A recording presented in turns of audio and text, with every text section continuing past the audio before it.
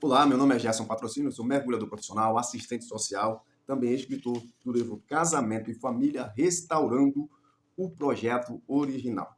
Vamos lá para a nossa lição de número 10 para 8 de setembro de 2024, o Dia Nacional de Missões.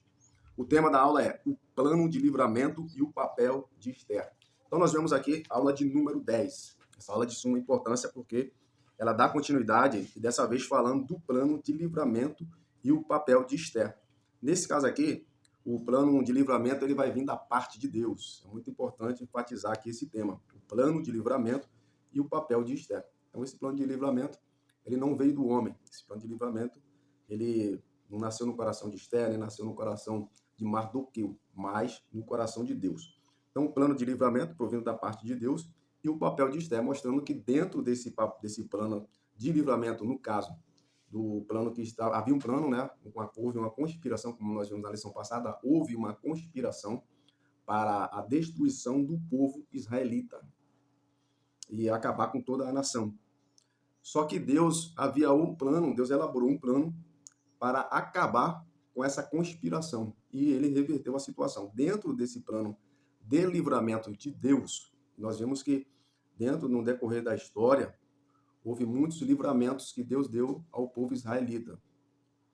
Dessa vez aqui, né, Deus usa, no caso aqui, Esther, não só Esther, né, mas o que essa aula, essa lição, ela deixa claro, até mesmo pelas palavras ali provindas de Mardoqueu, que Deus, o Deus da providência, havia colocado ela, no caso, a esse posto de imperatriz, no caso, porque, na verdade, Xerxes, ele não era rei. Como ele mesmo dizia, como os príncipes, os reis persas falavam, eles se chamavam rei dos reis, né? Porque ele, como imperador, ele era um rei dos reis, porque ele havia dominado todos os reinos ali, praticamente, do Oriente Médio. Então, Xerxes, ele era o rei dos reis, e ele era imperador, e a rainha, então, ela chega a esse mais alto posto aí, vamos dizer, nesse período aqui, a nível mundial, uma imperatriz. Então, ela era a rainha, era a esposa do rei Xerxes.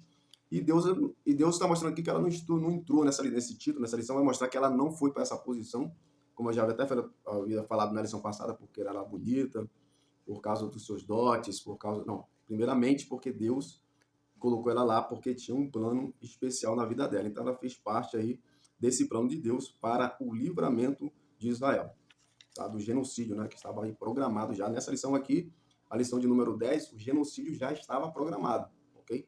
O genocídio já estava programado, já havia sido decretado, o rei ele já havia aceitado a oferta, né, de 350 mil talentos de prata, ou 350 toneladas de prata, para destruir um povo judeu.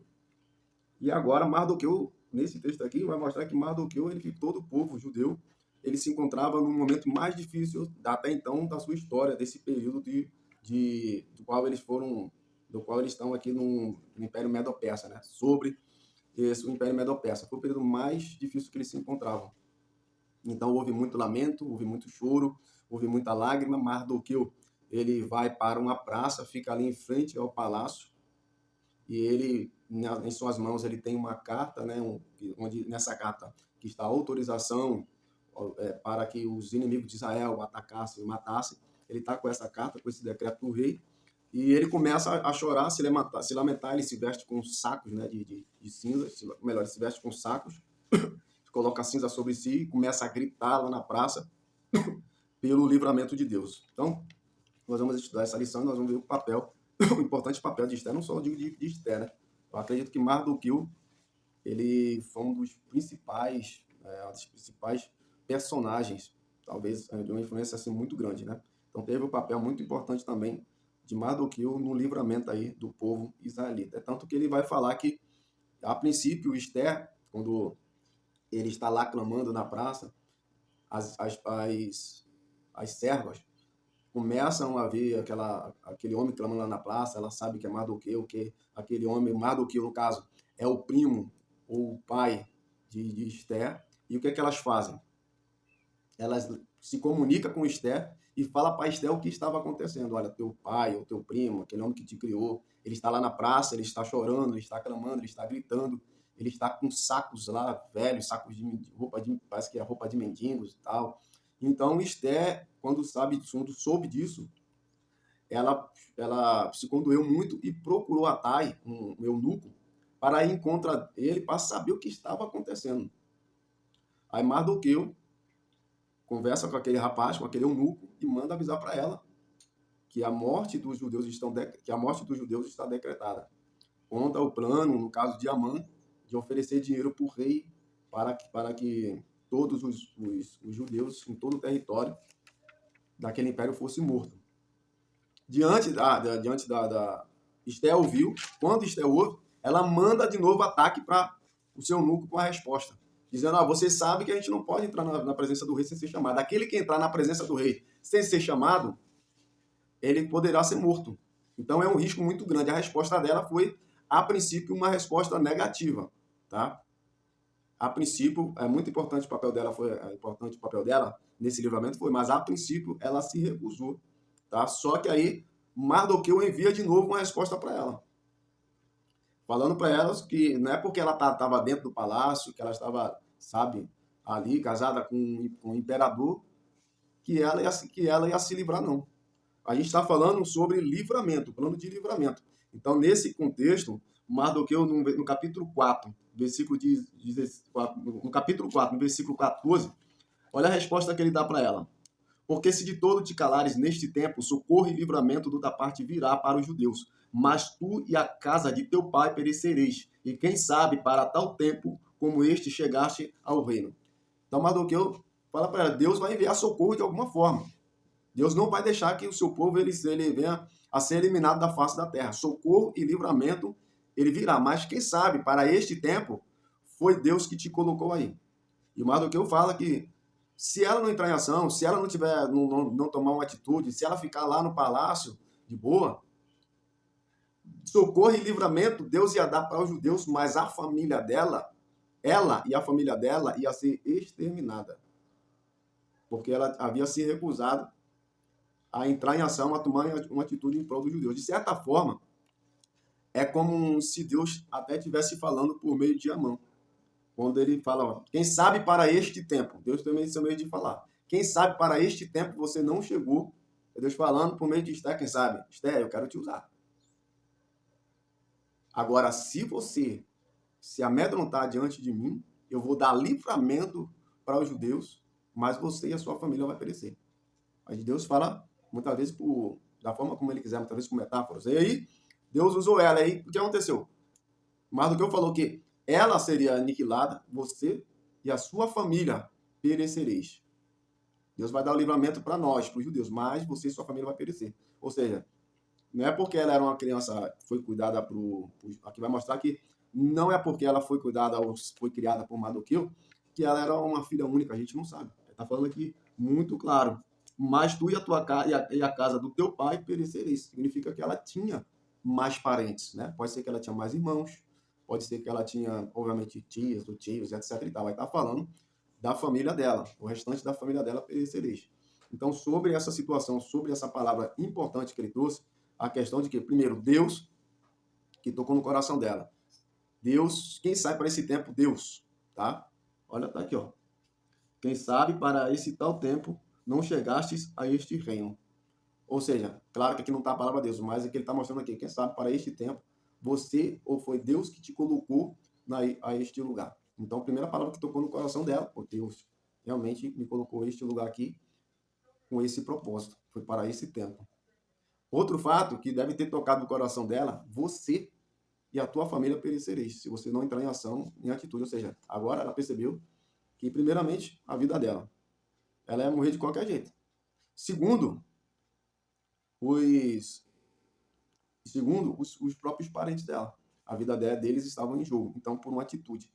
Tá? Então, assim, a palavra de Mardoqueu, dentro do plano do livramento, essa pessoa, esse personagem, foi realmente de suma importância, né? Porque foi ele que que teve palavras aí direcionadas por Deus, que tocou o coração dela para ela desenvolver o papel. Isso acontece no nosso dia a dia, muitas vezes, não melhor no nosso dia a dia não, mas na nossa caminhada cristã.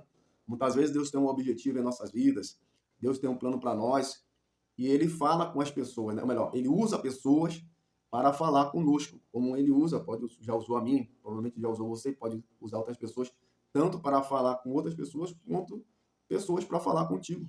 Então, às vezes, no momento de tristeza, no momento de, sei lá, de alguma frustração, né? A gente pensa em desistir e Deus ele usa alguém para falar conosco, né? Ou nos usa também para tratar com essas pessoas.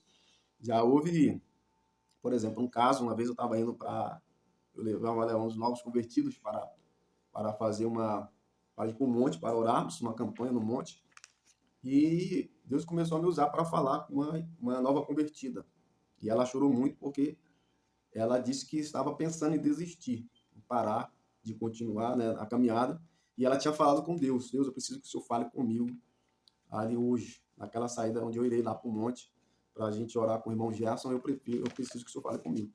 Então ali, e Deus já me usou de diversas formas aí, como também já usou outras pessoas para falar conosco. Então Deus ele trabalha assim para que o propósito dele venha a se cumprir em nossas vidas. Infelizmente, muitas pessoas elas acabam desistindo dos planos de Deus por vários motivos, várias situações que ocorrem na vida dela. Tenho certeza que tem muitos ministérios, infelizmente, aí que foram parados, muitas chamadas aí. Essa lição é muito importante para a gente ver também essa questão que é de suma importância para nossas vidas, né? Exercer, no caso aqui, como Esther, de alguma forma, ela deu ouvido à voz de Deus e prosseguiu no seu ministério, na sua chamada, no propósito que Deus tinha para a vida dela, para aquele período ali, para aquela fase, né? Assim também, né? Para que nós venhamos prosseguir no nosso papel, na nossa função, por mais simples que seja, muito importante para o reino de Deus. Aí o textuário diz assim: porque desde a antiguidade não se ouviu, nem com ouvidos se percebeu, nem com os olhos se viu um Deus além de ti que trabalhe para aquele que nele espera. Isaías 64, versículo 4. Aqui vai mostrar realmente um diferencial. No caso, está mostrando aqui que existe um diferencial, né, de Deus. A gente sabe que a maioria, ou grande parte, quase todas até que nós vimos nas lições passadas, que o mais comum, as nações eram politeístas. O que acontece? O que é isso, politeísmo? É adoração a vários deuses. Então, as nações era comum isso. Agora, aqui vai dizer que existe um diferencial. Nunca se ouviu de um Deus que trabalhe para aquele que nele espera. Realmente, Deus, ele trabalha, o Deus do universo, o Deus Todo-Poderoso, ele trabalha em prol de cada um de nós. Essa é a realidade. É por isso que nós aprendemos a tratar Deus, ou ter um relacionamento com Deus como um Deus pessoal, que ele realmente é o Deus da providência. Eu sei que para a ciência é algo estranho, para, sei lá, para muitas pessoas assim, mas como que pode, no universo de 8 bilhões de pessoas, né, Deus conseguir estar atento a cada ser humano, a cada coração? É uma coisa assim, mas é porque ele é Deus, né? Por causa disso.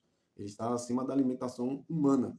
E nós que somos cristãos, podemos até entender o lado dos cientistas e entender o nosso lado. Primeiro porque nós temos várias experiências espirituais que comprovam realmente a ação de Deus individualmente em nossas vidas.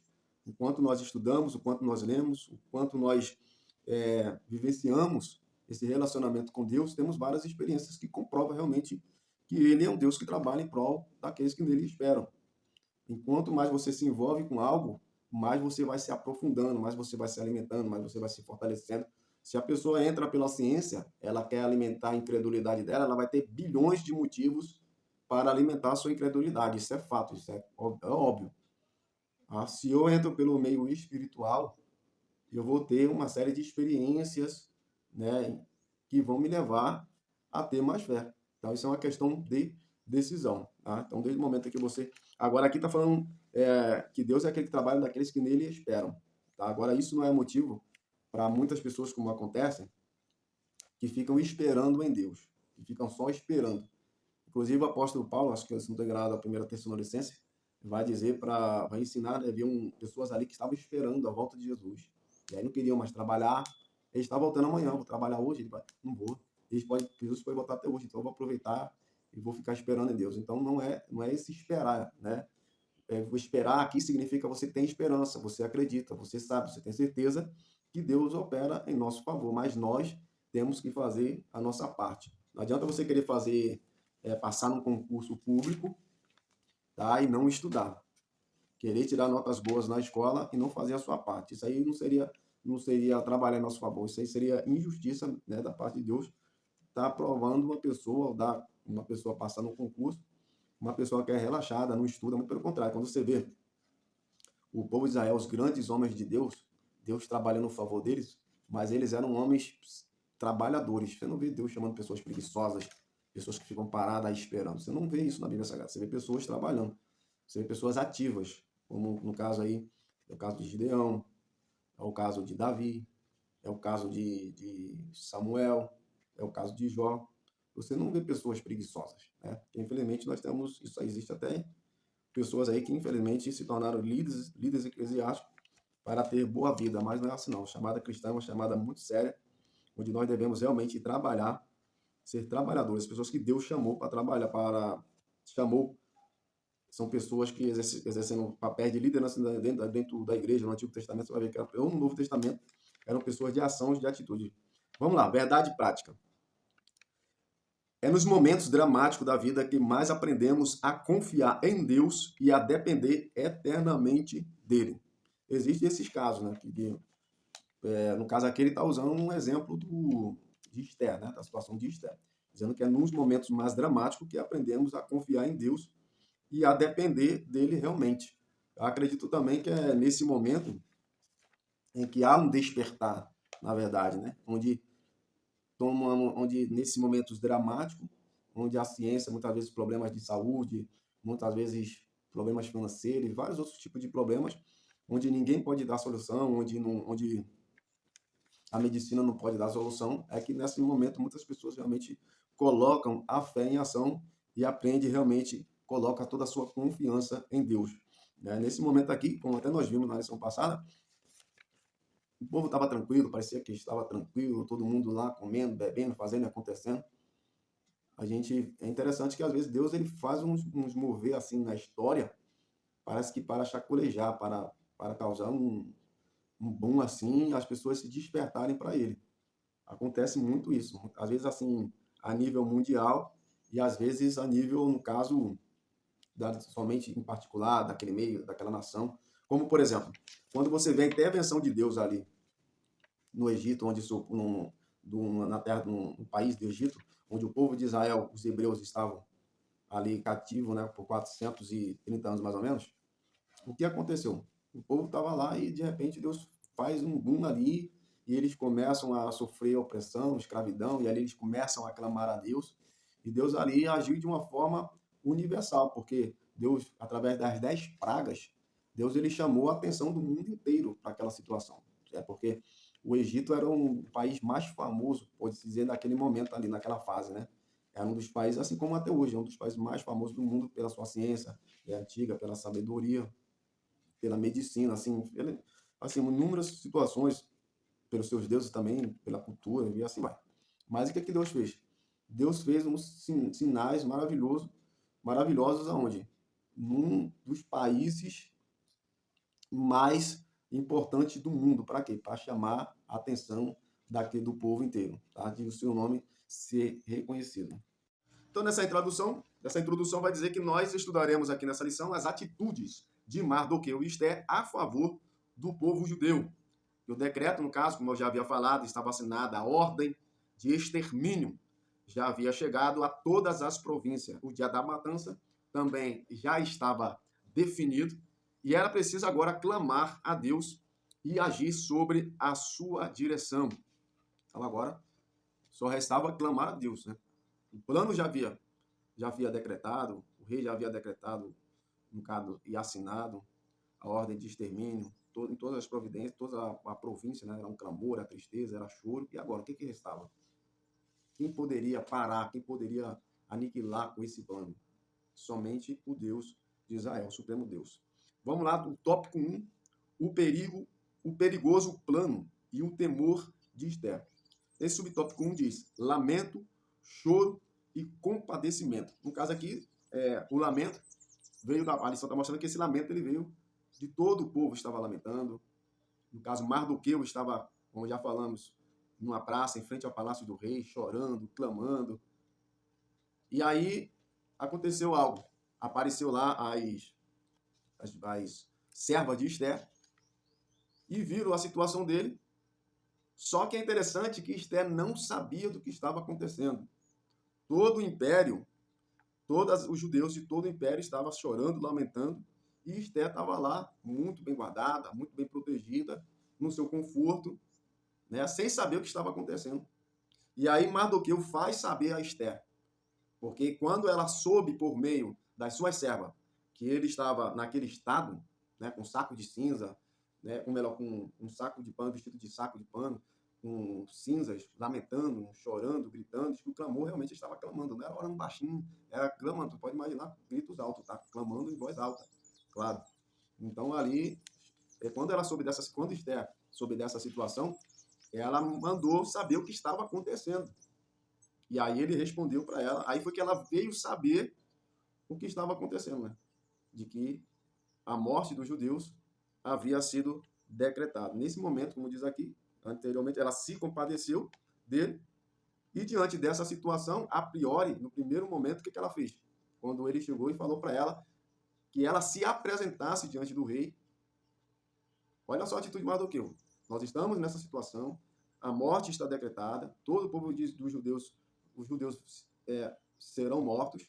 Então, a única solução que Mardoqueu viu nesse momento, pensou, foi dela ir diante, se apresentar diante do rei e pedir ao rei, obviamente, pelo seu povo.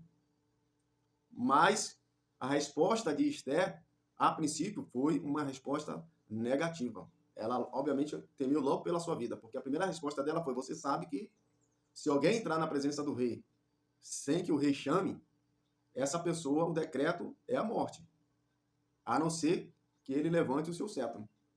Mardoqueu chega para ela e aquilo até que eu já falei. Não vou repetir de novo.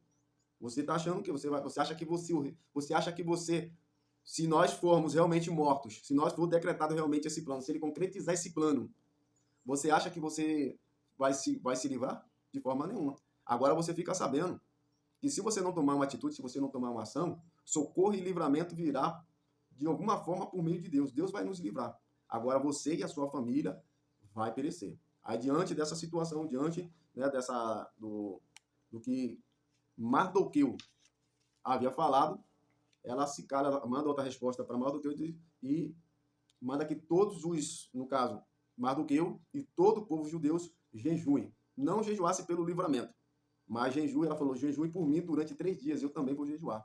Ou seja, foi um jejum completo, sem comida, sem bebida, não foi parcial, foi completo. Sem beber, sem comer, durante 3 dias. E após 3 dias, ou no terceiro dia de jejum, ela iria de frente em contato com ele. Orar e jejuar para quem? Para Deus. Para Deus entrar em ação, lhe conceder graça, que ela pudesse entrar na presença do rei. Eu acredito particularmente que aí você vai ver toda uma trajetória do plano de Esther, né, para que até chegar e falar para o rei o que estava acontecendo. Então, que ela era judia, se declara judia, que a morte dela, né, ela vai diante do rei, né, na última fase, ela pede para o rei, o que tu queres? Eu peço ao rei que me dê a minha vida e a vida do meu povo, porque a vida dela e o povo dela tinha sido, né, morta. Então, até chegar ela falar isso, teve todo um plano, não foi logo de cara que ela entrou no palácio, desesperada. Então, se você for olhar assim, todo o processo de Esther, né, a forma como ela se conduziu, ela foi até realmente uma pessoa muito prudente dentro desse plano.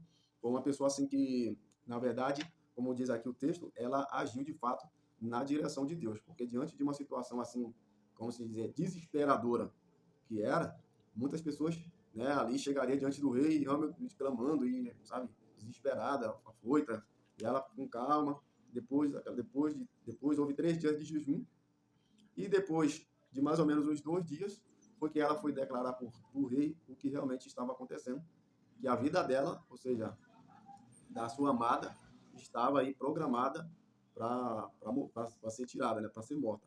Então ela e todo o povo judeu. Então assim, foi uma atitude bastante importante. Aí você aqui no final vai dizer assim: compartilhar os nossos sentimentos com as pessoas certas é necessário e nos faz bem. É importante você realmente, no caso aqui vai trazer algumas aplicações. Essa aplicação aqui, no caso, de dizer que compartilhar os sentimentos com as pessoas certas. Aqui no caso, vai demonstrar que, no caso, Mardoqueu compartilhou esse sentimento. No caso, Mardoqueu, ele compartilhou o sentimento, foi com todo mundo ali. Porque eles estavam na praça, todo mundo estava vendo, né, os sentimentos que ele estava dando, a dor que ele estava passando, a tristeza que ele estava passando. Ele não procurou, mandou chamar ela, não. Não foi ele que mandou chamar ela. No caso, quando houve a conspiração dos eunucos contra o rei, ele mandou chamar Esther. Nesse caso aqui, ele não mandou. Ele estava lá exteriorizando para todo mundo assim. Isso é um ato já cultural dos judeus. Realmente, com essas situações assim de extremos, obviamente que a pessoa não vai se importar com o que vão pensar de mim. É um caso de vida ou morte, é de clamor mesmo. Então ele estava ali clamando a Deus, abrindo seu coração, e muitas pessoas não sabiam o que estavam acontecendo, né? Nem todos, obviamente. Tanto que as mulheres ali, né, as servas da Esther, procurou saber o que estava acontecendo. Compartilhou para a Esther que ele estava chorando, que ele estava lamentando, mas não disse para a Esther o porquê, porque elas não sabiam. Então Esther chamou o ataque, o eunuco, para se aproximar dele e saber realmente o que estava acontecendo. Agora, essa questão assim de compartilhar sentimentos é importante, mas você tem que realmente saber com quem você compartilha sentimentos, com pessoas certas. Existem pessoas que compartilham os seus sentimentos com pessoas erradas, e aí é muito complicado. E aí acontece que compartilha com pessoas erradas, pessoas vigaristas, pessoas maldosas, pessoas cheias de más intenções, e acaba aí revelando o segredo do seu coração, acaba expondo a sua vida, né, para outras pessoas, acaba, em vez de trazer um certo conforto para a sua alma, alguma coisa de bom para a sua vida, alguma coisa melhor, acaba piorando cada vez mais aí a sua situação. Então, compartilhe seus sentimentos. Ao compartilhar seus sentimentos, tome muito cuidado. Compartilhe com pessoas certas. Agora, não é correto você esconder os seus sentimentos, né? Não é bom, melhor dizendo, né? Porque isso aí tem levado, muitas vezes leva você a muitas pessoas que sofrem, por exemplo, aí com depressão, várias situações assim, se esconde, ninguém sabe. Quando vai saber, a pessoa já partiu, já morreu, porque já se suicidou. Então é muito importante que você saiba compartilhar os seus sentimentos com aquelas pessoas que você sabe que realmente é verdadeiras e realmente se preocupa com o seu estado, com a sua alma e com o seu coração. No caso aqui, subtópico 2, um obstáculo real. Bom, qual que era esse obstáculo? Ou seja, agora Esther, nessa fase aqui, Esther já estava decidida em entrar na presença do rei, né? Agora, qual era o obstáculo? Existia um obstáculo.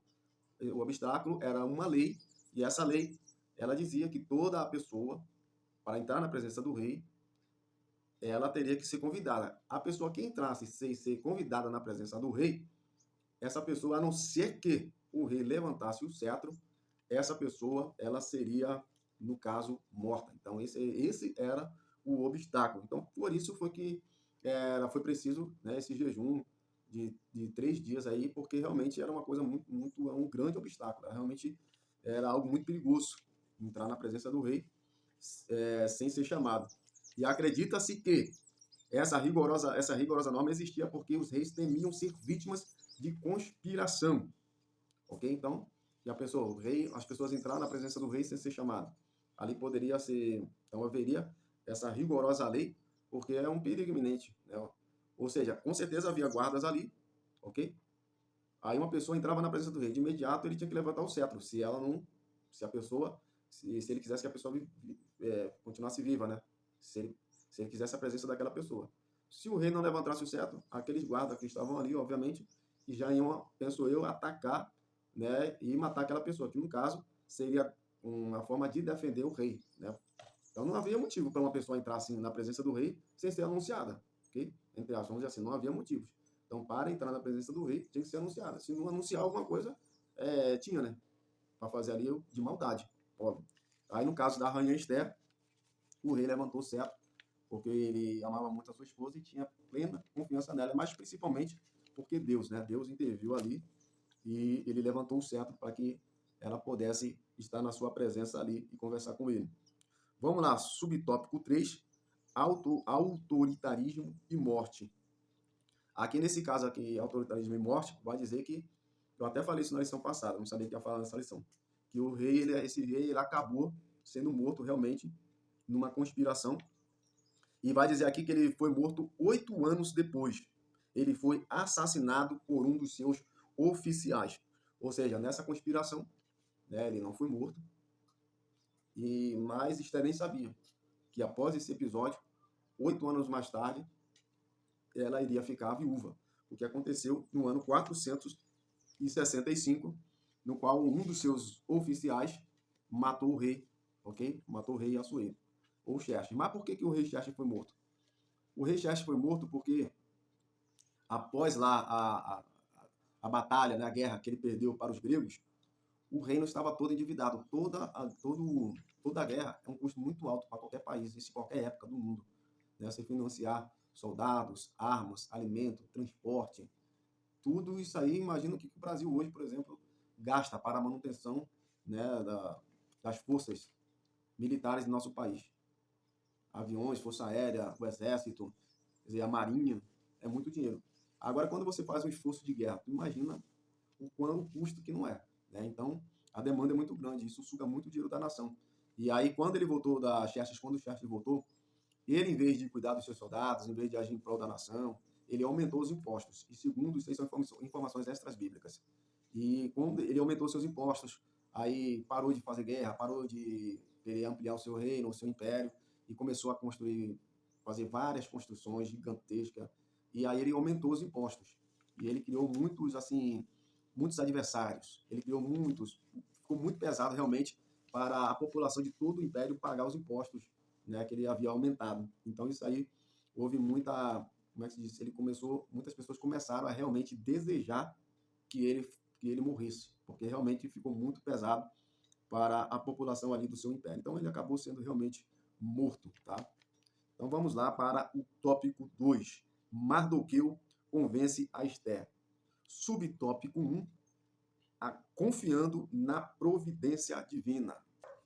Nesse caso aqui, confiando na providência divina, vai se destacar a expressão que ele usa, na qual diz o seguinte: socorro e livramento de outra parte virá. Essa expressão é muito importante, porque, a princípio, como eu já havia dito, Esther, ela se recusou a entrar na presença do rei. Ela colocou um obstáculo. É isso, havia realmente um obstáculo, que era realmente o de morte.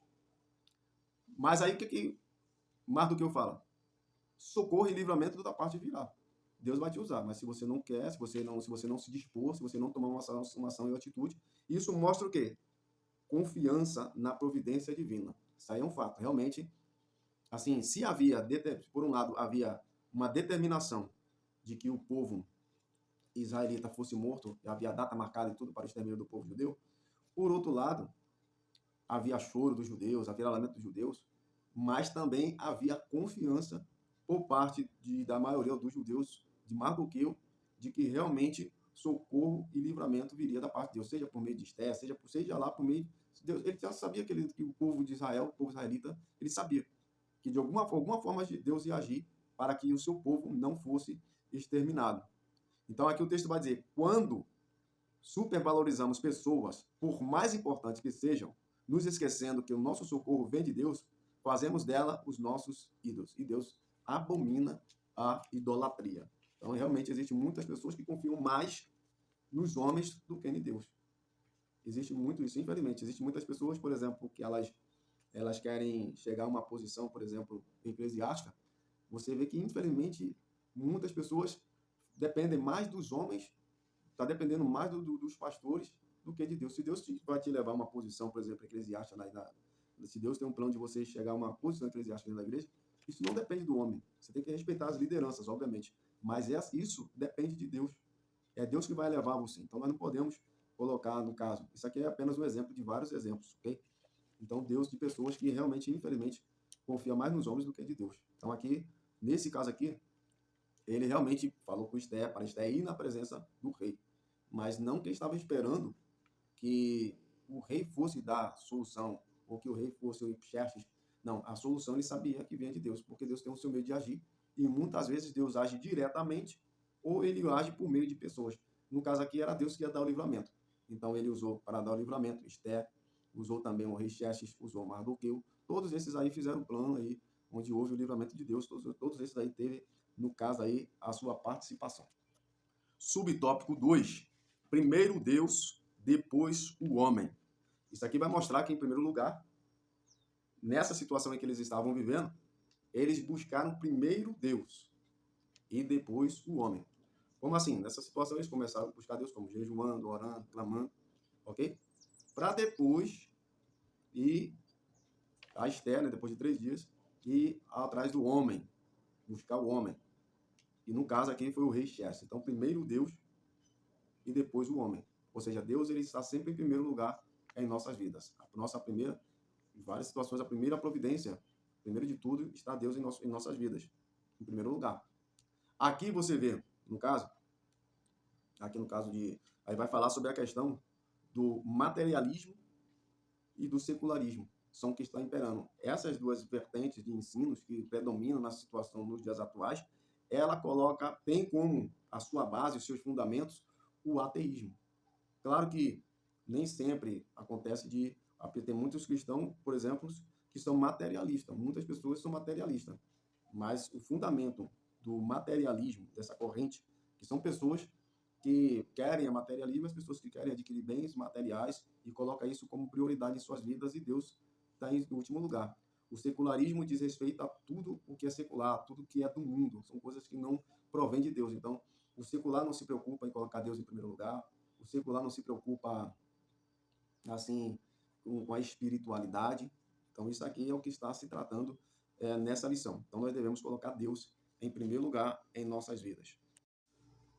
Confiar em Deus e não tentá-lo. Essa parte aqui vai demonstrar que Esther, ela confiou em Deus e vai mostrar aqui o exemplo de Jesus, no caso, citando a citação aqui de Mateus capítulo 4, de versículos 5 a 7, onde Deus, ele foi, o próprio Senhor Jesus, ele foi ali tentado, né, pelo diabo, no deserto. Ele foi onde ele passou ali 40 dias jejuando, orando, e após aquele período ali, ele sentiu fome, e apareceu ali o Satanás para tentar o Senhor Jesus. Então, nós devemos seguir a esse exemplo de Jesus. Aqui no texto vai dizer que tem muitas pessoas que, no caso, coloca Deus contra a parede. Usa a expressão, né? Pô-lo na parede, por Deus na parede, como se a criatura mandasse no Criador. E existe muito, infelizmente, essa é uma realidade. Muitas pessoas não fazem, Senhor, como Jesus Cristo ensinou lá, né? No último, quando ele estava lá no Getsemane, Senhor, se possível for, passa de mim esse cálice. Contudo, não seja feita a minha vontade, mas a tua vontade. Se o próprio Jesus Cristo falou isso, tu imagina nós, o que nós devemos fazer. Então, infelizmente, eu tenho certeza que existem muitas pessoas também que, além de botar Cristo contra a parede, tem até outras que se desviam, se afastam. Certa vez eu estava vendo a história de um rapaz que ele, na verdade, acabou se afastando até dentro da igreja, porque ele falou que ele orava, e as orações dele não eram atendidas. Ele falou, isso não funciona comigo. E aí se afastou da igreja. Então, são pessoas que muitas vezes são ensinadas, ora que Deus vai te dar, ora que isso vai acontecer, ora porque Deus, você orando, Deus vai conceder o que você tá pedindo. Não. Jesus não ensinou assim. Então, primeiramente, nós temos que amar a Deus, colocar Deus como prioridade em nossas vidas, buscar um relacionamento pessoal com Deus e estar pronto para, muitas vezes, receber o sim e também receber o não de Deus, ou simplesmente quando Deus ele fica em silêncio. Então, isso aí é muito importante. Tópico 3, o plano. Esther entra à presença do rei e propõe um banquete. Subtópico 1, prudência, preparação e ação. Nesse texto aqui vai mostrar que, ao decidir entrar na presença do rei Assuero, Esther estava sujeita, no caso, a qualquer tipo de reação que viesse da parte dele. E a principal, no caso, era um caso de vida ou morte. Então, ela estava diante de um grande desafio. Aqui vai falar, no caso, quando se fala aqui, no caso, ela teve prudência, no caso, ela se preparou e ela teve atitude. Então, como que ela foi essa preparação? ela se preparou, no caso, espiritualmente, emocionalmente e fisicamente. Então, uma das preparações assim mais importantes que teve foi a preparação, obviamente, espiritual. Como que ela se preparou espiritualmente? Ela, obviamente, que ela orou, jejuou, né, para entrar na presença do rei. Então, assim, muitas pessoas, elas querem, de certa forma, fazer a obra de Deus e não querem se preparar, não querem jejuar, não querem orar. Existem muitos hoje líderes que não oram, não jejuam, não se consagram, e isso aí leva muitas vezes, obviamente, ao enfraquecimento espiritual. Como cristão, obviamente, somos um principal diferencial entre nós e as pessoas comuns, as pessoas que não são cristãs, é que nós temos uma vida espiritual. Nós temos uma vida espiritual. Então existe o homem natural e o homem espiritual. Tanto o Senhor Jesus como o apóstolo Paulo falou e tratou sobre isso. No caso, nós éramos pessoas, ou homem natural. Assim como os naturalistas, entre aspas, acreditam, éramos homens naturais. A partir do momento em que nós nos convertemos ao Evangelho, passamos a ser homens espiritual. Então nós somos homens e mulheres espirituais, ou seja, nós temos uma ligação mais profunda espiritual com o próprio Deus e nós precisamos nos alimentar espiritualmente e estar espiritualmente preparado para fazer a obra de Deus, para ser um instrumento na mão do Senhor. Então, estamos diante de um grande desafio. Diante desse grande desafio, você está se preparando? Então, tem muita gente que não se prepara e acaba aí tendo várias situações difíceis, passando por situações muito complicadas. Então, tem que ter preparamento, tem que ter aprovação até mesmo de Deus sobre aquela situação para depois não se dar mal, né? As coisas não darem errado. No caso, deu tudo certo. Ela entrou na presença do rei e deu tudo certo, mas porque ela estava preparada espiritualmente e emocionalmente. Emocionalmente, ela botou a cabeça no lugar e já estava preparada para o que der e vier. Eu vou orar, jejuar e me preparar espiritualmente. Emocionalmente, ela estava preparada. Bom, pela palavra do Mardoqueu, socorro e livramento Deus dará. E Deus me colocou aqui, segundo as palavras de Mardoqueu, segundo meu pai, segundo meu tio, ou meu primo, melhor dizendo, para esse tempo, para Deus agir, me dar por minha vida, dando livramento ao povo de Israel. A parte emocional, qual foi a parte emocional? Eu vou, se tiver que morrer ali, eu vou morrer. Eu estou preparado emocionalmente. Nós temos que estar preparados emocionalmente para isso, para tudo. Para os momentos bons, para os momentos difíceis, a todas as etapas. E a gente vê pessoas que existe até hoje uma ciência, né? Vamos dizer uma ciência que fala sobre a inteligência emocional. Que a inteligência emocional é justamente importante para você conseguir lidar, você ter uma inteligência emocional, você saber lidar com todos os aspectos da vida, com momentos bons, momentos difíceis. Você ajuda como pessoa liderar pessoas, lidar com diversos temperamentos. Então existe até essa parte do preparo emocional. Ele é tão importante, tão fundamental, que ele traz, e hoje existe esses estudos, essa matéria que trata, no caso da inteligência emocional. Ou seja, a pessoa ela tem que ter inteligência emocional, ela tem que controlar as suas emoções.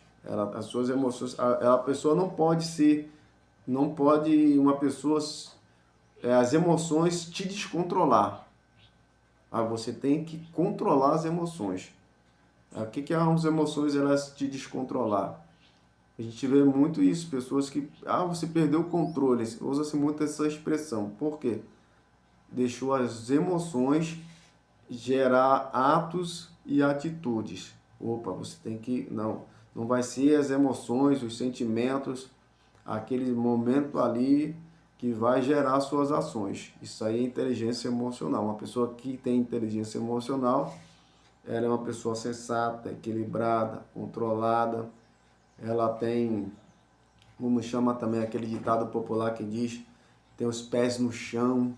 Então essa é a pessoa que é controlada, emocionalmente tem inteligência emocional. E é muito interessante nós vemos pessoas assim, né? Às vezes essas pessoas, muitas vezes, elas são confrontadas ali, houve coisas assim que magoa, que fere outras pessoas, mas ela permanece inabalável. Você é feia, você é isso, você é aquilo, você é baixa, você é magra, você é gorda, você é preta, você é branca, você é... Enfim, várias situações que em algumas pessoas causam descontrole, a outra ouve tudo aquilo, eu vou tomar as devidas providências, com a maior tranquilidade, a maior paz. Então isso aí é uma parte, né? Um exemplo aí do que seria esse controle aí emocional. E aí ela entrou também em ação, a parte da ação no caso, né? Obviamente, que foi a parte dela não só ficou no plano, muitas pessoas ficam no plano, muitas pessoas, né? Mas ela não. Ela colocou o plano em ação, ela teve atitude, foi lá e entrou aí na presença do rei, ok? Aí ela vai citar aqui no caso também, no caso de mulheres sábias, cita Provérbios no caso 19, versículo 2, e vai trazer no caso aqui de mulheres sábias, como Esté e Abigail, para resolver grandes problemas e evitar grandes tragédias, né? Então no caso aqui, a Esté, né, Deus por meio de Esté evitou uma grande tragédia, no caso que foi a destruição do povo israelita. E no caso de Abigail, como a gente sabe, o marido dela, como é que se diz, ofendeu Davi. Davi, quando estava com fome, como estava fugindo de Saul, estava passando por uma necessidade assim de alimento, e procurou o marido de Abigail, e esse marido tratou ele mal, tratou ele muito mal e praticamente expulsou ele de lá. E no caso, Davi ia voltar com seus, se não estou enganado, 400 homens, mais ou menos, que ele tinha, ia exterminar ali, ia haver uma situação realmente bem complicada. Davi, pela primeira vez, ele ia cometer um ato ali sanguinário. E aí Abigail toma, vai lá, pega, né, vários alimentos lá, e provavelmente usou outras pessoas também. Enquanto o seu marido estava em casa, ela saiu, estava bêbado, ela saiu, né, devagarinho ali, reuniu comida, servos, e foi lá e serviu a Davi, ok?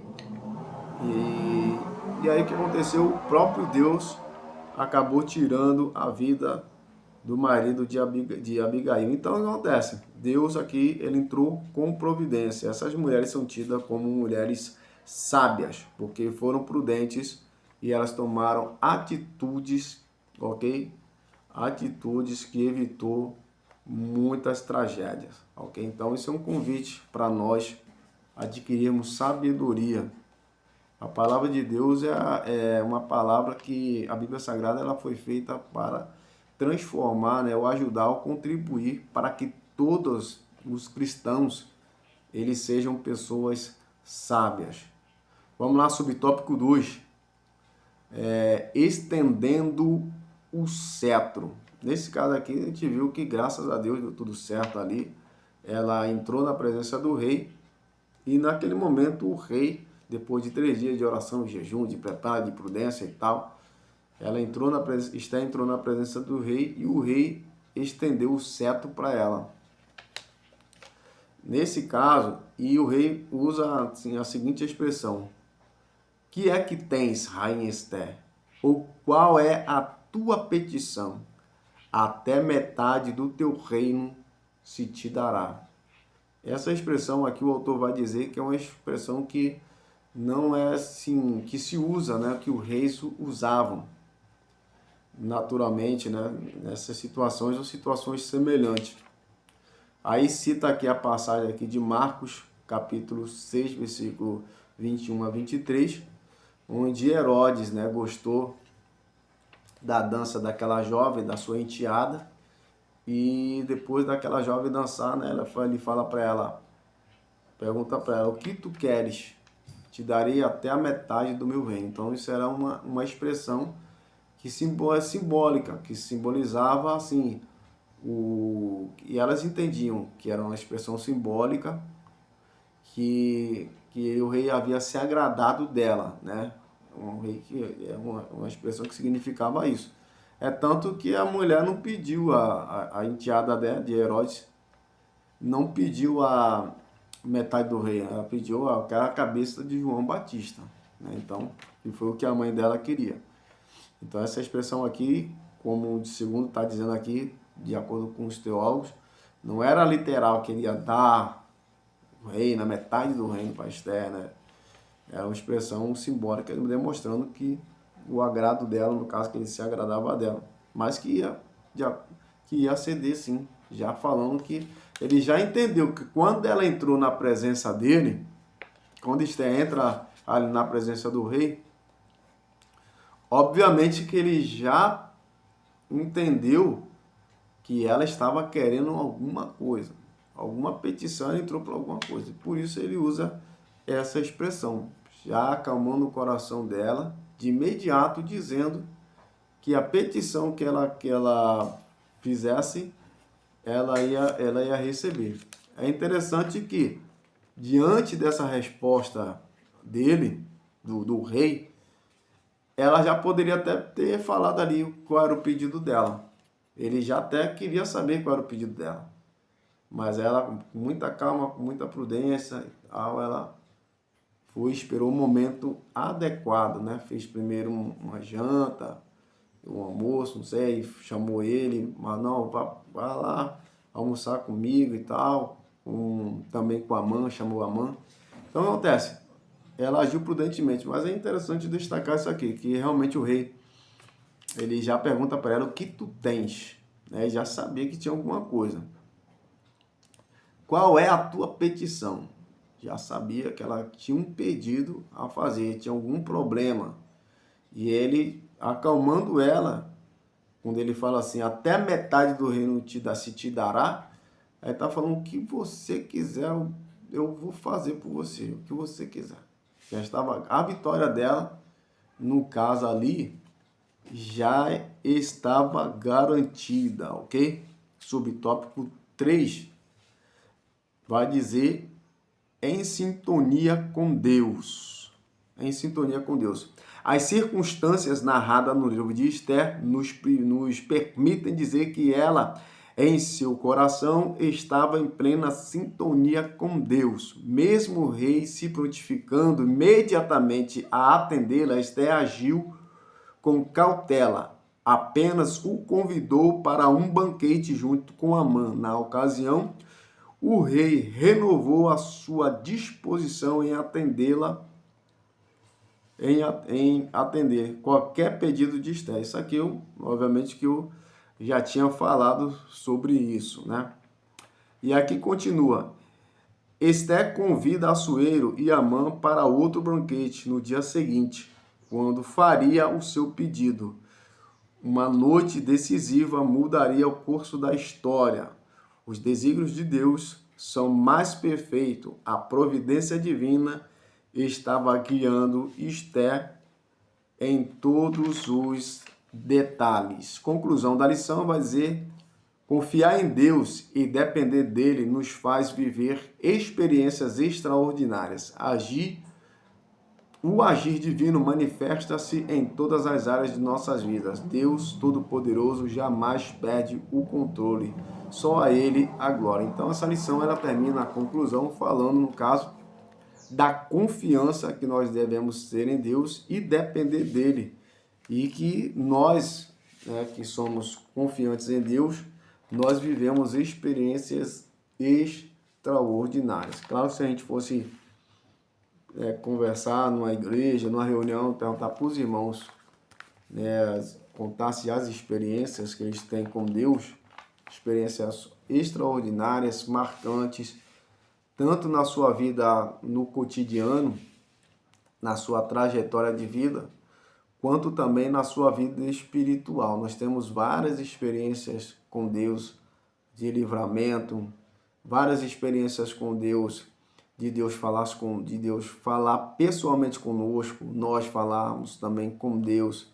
Então, o povo de Deus, desde a antiguidade até os dias de hoje, principalmente os em destaque, obviamente, os crentes, os cristãos pentecostais, eles têm muitas experiências com Deus nas áreas espirituais. E muitas experiências que os homens eles viveram no passado, dos homens do passado, ali desde o início, muitos de nós ainda continuam tendo experiências semelhantes. Não vai ser igual porque a vida é outra. Nós fomos pessoas que vivemos em culturas diferentes. Hoje é outro tipo de civilização, outro meio de transporte, de comunicação. Mas Deus ele tem várias experiências. Deus usa hoje, por exemplo, as mídias, né, para falar com pessoas. Usa também as mídias, muitas vezes pregações que colocamos na internet, onde Deus fala, onde as pessoas são impactadas, ali também é Deus falando. Mas existe, por exemplo, desde a antiguidade, pessoas que têm experiência com Deus através de sonhos. Você vê no caso de José, as primeiras experiências de José com Deus, assim, não digo as primeiras experiências, mas que estão descritas na Bíblia, foi com sonhos, através dos sonhos. Daniel teve outras experiências, eu já tive experiências também com sonhos, vários outros irmãos já teve experiências sobrenaturais de Deus com sonhos. Muitas vezes vem revelação, vem visão, vem várias situações onde Deus nos revela o passado, o melhor, o presente, o futuro, o que está por vir, o que está para acontecer, muitas vezes por sonho. Deus ainda realiza milagres, prodígios. Então tem diversas formas pelas quais nós temos assim experiências com Deus que fortalece a nossa fé e a nossa vida espiritual. Assim Deus abençoe a cada um de vocês. Eu quero que, em nome do Senhor Jesus Cristo, essa simples aula ela venha, de certa forma, contribuir espiritualmente para a vida de cada um de nós.